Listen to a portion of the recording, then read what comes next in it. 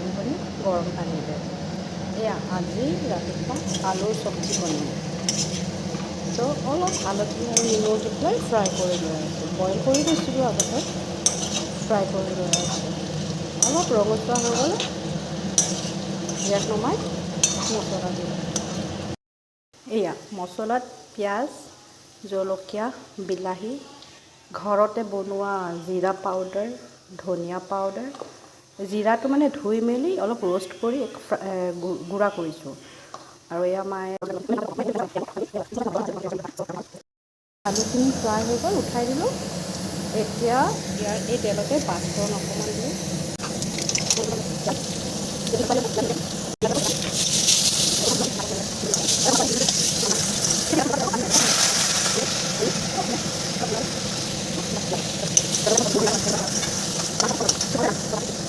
Fry আলুখিনি দি দিছোঁ, অলপ পানী দিছোঁ আৰু অলপ পানী গৰম পানী দিছোঁ, মানে নিমখ মছলা দিলে অলপ আলুত সোমাই বেছি পানী নথওঁ, মানে মাখা কৰি লওঁ।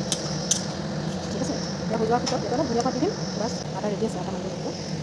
সদায় মানে ব্ৰেকফাষ্টত ৱৰ্কিং থাকে আৰু। এয়া ছাৰ্ভ কৰিলোঁ।